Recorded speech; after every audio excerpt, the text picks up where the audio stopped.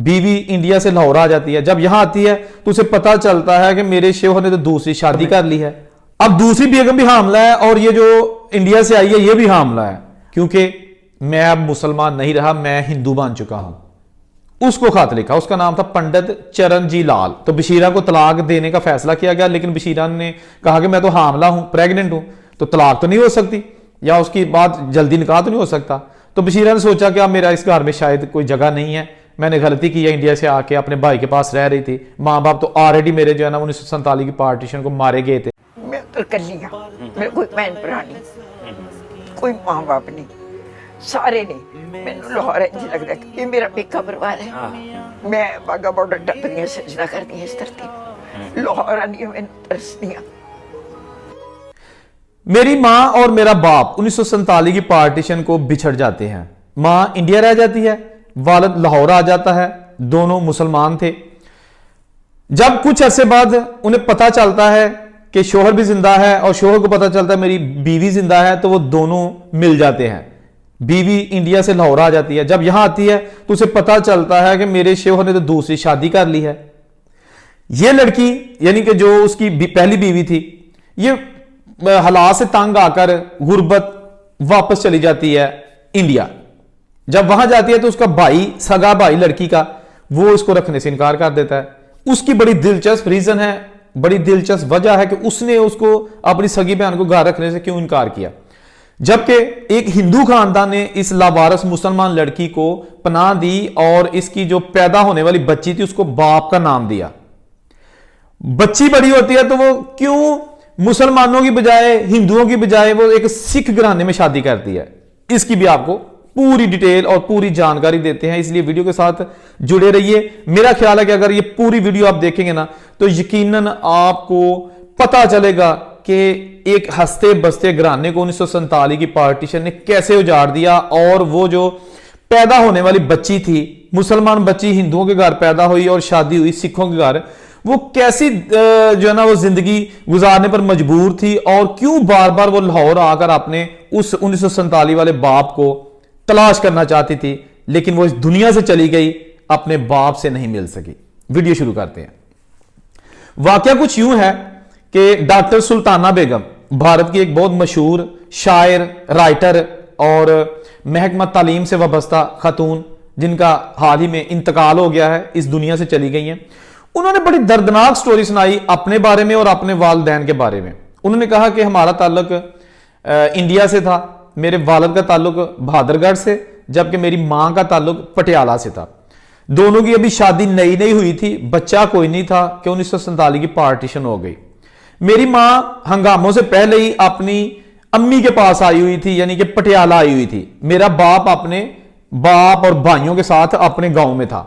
हंगामे शुरू हो गए, हर बंदा जान बचा के भाग निकला, ये आपस में मिल नहीं सके और इसके वालिद जो है ना वो हंगामों में जैसे भी होते हुए वो पाकिस्तान पहुंच गए। पाकिस्तान पहुंचने के बाद उन्होंने नौकरी कर ली। रतन सिनेमा है लाहौर में, आज भी मौजूद है।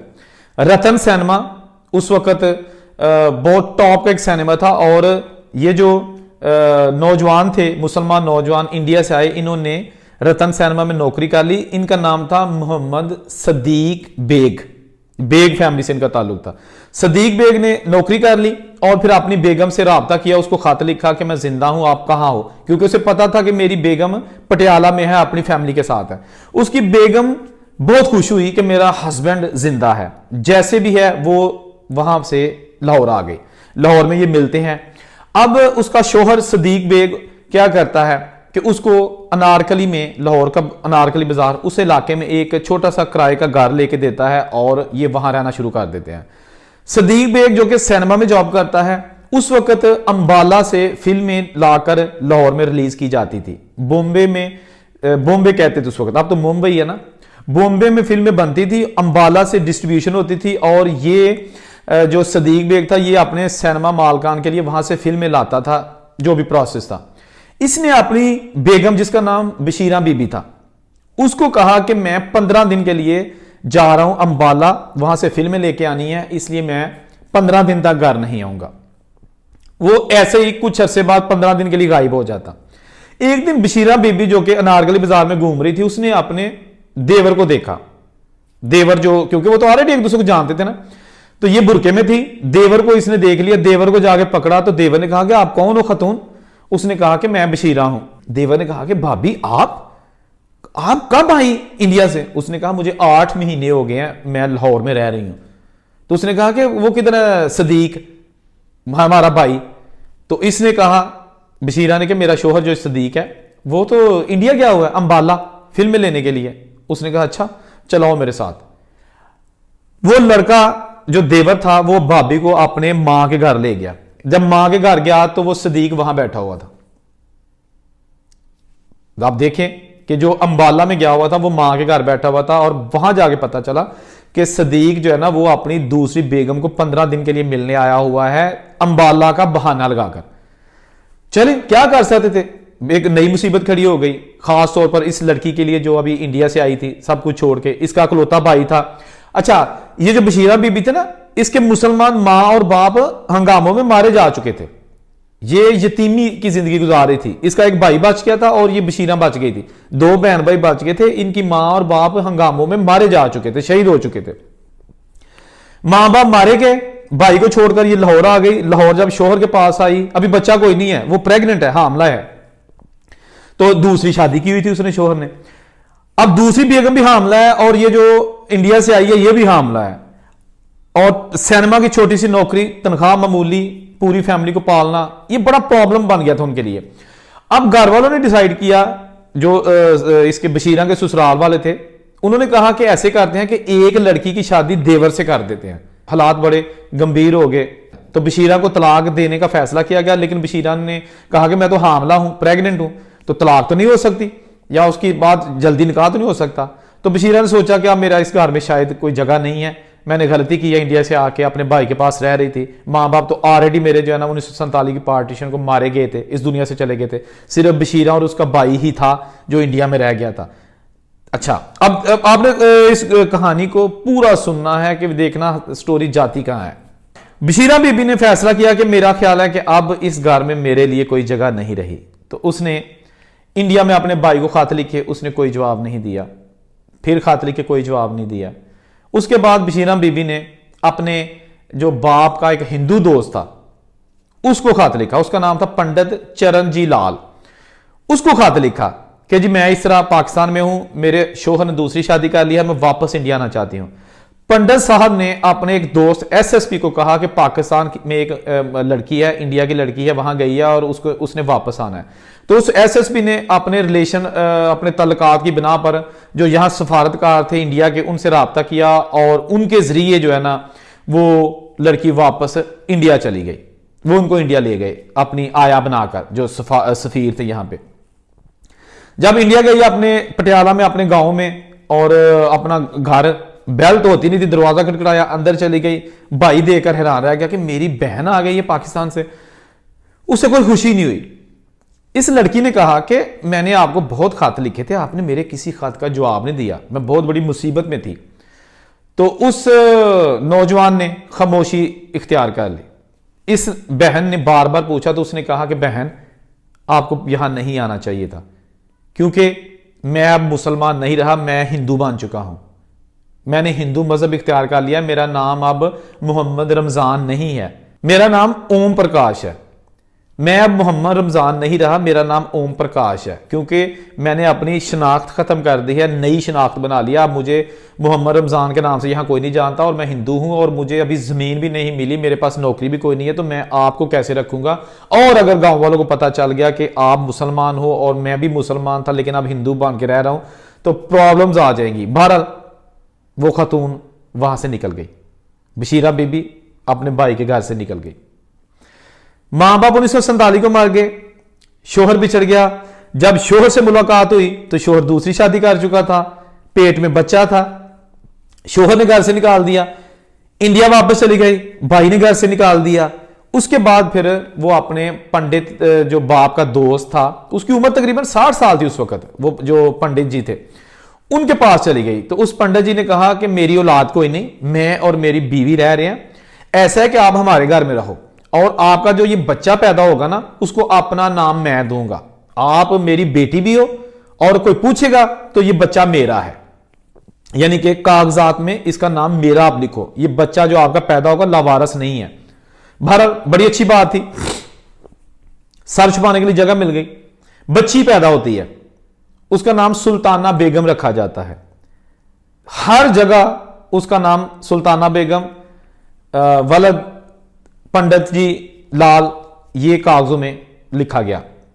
सुल्ताना बेगम ने मजीद कहा कि मेरी मां ने मेरी पैदाइश के बाद पटियाला के बहुत बड़े सरकारी अस्पताल माता कुशाल्या में बतौर नर्स नौकरी की और मेरी परवरिश करती रही। वो लड़की बड़ी होती है, बहुत अच्छी तालीम हासिल करती है, क्योंकि पंडित जी एक अमीर शख्स थे, उन्होंने उस लड़की को खूब तालीम दिलवाई। उस लड़की ने एमए पंजाबी किया, एमए उर्दू किया, इसके अलावा पीएचडी की, डॉक्टर बन गई, यानी पीएचडी डॉक्टर, और उसने सरकारी मुलाजमत इख्तियार कर ली। तो उसकी वहां पर एक कोलीग था, सिख लड़का, उसके साथ उनकी अवतार सिंह राणा, उनसे मुलाकात होती है। और 15 दिन की इस मुलाकात, यानी कि आपस में एक जगह ही रहते हैं, जॉब करते हैं, तो 15 दिन की मुलाकात में ही उन्होंने, राणा साहब ने, जनाब जो सरदार जी थे, इस मुसलमान लड़की को प्रपोज कर दिया कि मैं आपसे शादी करना चाहता हूं। इसने कहा कि मैं मुसलमान, आप सिख, आपके घर वाले मान जाएंगे? तो उस लड़के ने कहा कि आपकी शादी मुझसे होनी, मेरे घर वालों से नहीं। शादी हो जाती है, घर वाले नहीं मानते, इनको घर से निकाल देते हैं। ये जोड़ा फिर निकल गया। अब देखिए कि कैसा जो है ना जिंदगी कहां कहां के जो है ना इनको इम्तहानात से जो है ना गुजार रही है। अच्छा, वो घर से निकल जाते हैं, अलहदा रहना शुरू कर देते हैं। इसके सुसर, यानी कि वो जो सरदार जी थे, उसके वालिद जो थे ना, वो भी एक सेक्रेटरी लेवल के आला अफीसर थे, अमीर घराना था। 2-3 साल बाद जब उनको पता चलता है कि मेरी बहू जो मुसलमान सुल्ताना बेगम है, वो सरकारी मुलाजम है और अफसर है और उसकी बड़ी इज्जत है, लोग बड़ी तारीफें करते हैं उसके, तो वो सुसर जी अपने बहू और बेटे को घर ले आए। चले, इनकी जो नंदे वगैरह थी, सबकी शादी हो गई। अब ये हुआ कि वो जो मां थी ना बशीरा बीबी, उसका 1990 में इंतकाल हो जाता है। लेकिन 1992 में वो सुल्ताना डॉक्टर साहबा जो है, जो शायरा हैं, वो पाकिस्तान आती हैं, गुरुद्वारों में जाती हैं जत्थों के साथ, पूछती हैं कि किसी तरीके से पता चल सके कि बेग फैमिली का जो घराना लाहौर में है, किसी तरीका मैं अपने बाप से मिल सकूं। अगर बाप जिंदा है तो वो, अगर नहीं तो जो चच्चे हैं या मेरी दूसरी मां के जो बच्चे हैं, मैं उनसे भी मिलना चाहती हूं। 4-5 बार वो खातून इंडिया से पाकिस्तान आई, लेकिन उसको उसके वालिद का कोई पता नहीं चल सका। डॉक्टर सुल्ताना बेगम ने कहा कि मेरी मां ने कभी मुझको एड्रेस नहीं बताया कि जी आपकी जो ददिहाल है लाहौर में किस जगह पे रहते हैं, लेकिन अनारकली का शायद कोई इलाका था, लेकिन एग्जैक्ट एड्रेस नहीं पता था। सुल्ताना बेगम ने बताया कि मेरे वालिद का नाम सदीक बेग था, मेरे चाचा 2 थे, उनका नाम एक का सरदारी था और एक का नाम गुलजारी था, मेरी दादी का नाम मोती बेगम था, और मेरे जो वालिद थे सदीक बेग, वो रतन सिनेमा लाहौर लक्ष्मी चौक के पास है कहीं, वहां पर जॉब करते थे। तो ये खानदान मुझसे जरूर, अगर कोई है तो राब्ता करे, मैं उनसे मिलना चाहती हूं। इसके साथ साथ सुल्ताना बेगम ने यह भी कहा कि जब मैं अभी पढ़ रही थी तो मेरी मां मुझे अक्सर कहा करती थी कि आप लाहौर चली जाओ, लाहौर जाकर आप तालीम हासिल करो, और कोशिश करना कि जब आप लाहौर जाके पढ़ोगी तो वहीं किसी मुसलमान लड़के को देखकर उससे शादी कर लेना और लाहौर में ही रहना। सुल्ताना बेगम कहती कि मां ऐसा मुझे क्यों कहती है, क्योंकि उस वक्त तक अभी किसी इस राज का सुल्ताना बेगम को कुछ पता नहीं था। सुल्ताना बेगम ने कहा कि अक्सर मेरी मां मुझे यही कहती थी कि आप लाहौर क्यों नहीं चली जाती। शायद कि वो मुझे बताना नहीं चाह रही थी, लेकिन वो चाहती थी कि बेटी लाहौर जाएगी तो मैं भी पाकिस्तान आ जा सकूंगी, जहां मेरे जो फैमिली मेंबर्स रहते हैं या जो साहब का फैमिली मेंबर्स थे, जो भी आप समझ लें। या फिर वो चाहती थी कि मैं उसी देश में रहूं जहां मेरा बाप रहता है, जहां मेरे सिबलिंग रहते हैं, ठीक है ना। अब मेरे लिए नई बात थी, क्योंकि मैं चाहती थी कि मैं इंडिया में ही रहूं, इंडिया में पंजाब यूनिवर्सिटी में मैं पढ़ूं, और मैं फिर इंडिया में रही। रिसेंटली उन्होंने पिछले साल दौरा किया सुल्ताना बेगम साहबा ने, वो करतारपुर भी आ चुकी हैं, लेकिन वीजा लेके वो लाहौर भी आई, और उन्होंने मुख्तलिफ चैनल्स को इंटरव्यू दिए कि मुझे मेरा खानदान मिला दो, मेरी मां तो अपने बिछड़े हुए खानदान से नहीं मिल सकी, मैं मिलना चाहती हूं, मैं अपने बाप से मिलना चाहती हूं, लेकिन मुझे मिला दो। अभी उसके खानदान का पता नहीं चला था कि इंडिया से खबर आ गई कि सुल्ताना बेगम साहिबा इस दुनिया में नहीं रही, उनका इंतकाल हो गया। उनकी फैमिली, उनकी बहू, उनकी बेटी, उनका बेटा, उनका हस्बैंड आज भी मौजूद है इंडिया में, और आज भी जिंदगी गुजार रहे हैं। लेकिन नहीं, तो सुल्ताना बेगम की जिंदगी का चैप्टर क्लोज हो गया। अब देखिए, मुसलमान घराना जो ठीक ठाक अमीर था, इंडिया में रह रहा था, पार्टीशन हो गई तो वो बिछड़ गए, लड़का पाकिस्तान आ गया, लड़की उसके माँ बाप को कत्ल कर दिया जाता है और सिर्फ बहन भाई बचते हैं। जब लड़की वापस अपने शोहर के पास लाहौर आती है तो शोहर घर से निकाल देता है क्योंकि वो ऑलरेडी दूसरी शादी कर चुका होता है। वापस जाती है तो भाई घर से निकाल देता है क्योंकि वो हिंदू बन चुका होता है। उसके बाद वो हिंदू पंडित के घर जाती है जो बाप का दोस्त होता है, तो वहां बच्ची पैदा होती है, तो उसका नाम जो है ना वो सुल्ताना बेगम रखा जाता है, लेकिन वो बाप उसका हिंदू लिखा जाता है। जब वो बच्ची बड़ी होती है तो उसकी शादी सिख से हो जाती है। जब वो अपने बाप की तलाश में निकलती है तो बाप नहीं मिलता। इस तरह ये सारा खानदान सारी जिंदगी तकलीफें बर्दाश्त करते हुए दुनिया छोड़ गया। लेकिन आपने कमेंट करके जरूर बताना है कि इस पे कसूर किसका था। अल्लाह हाफिज।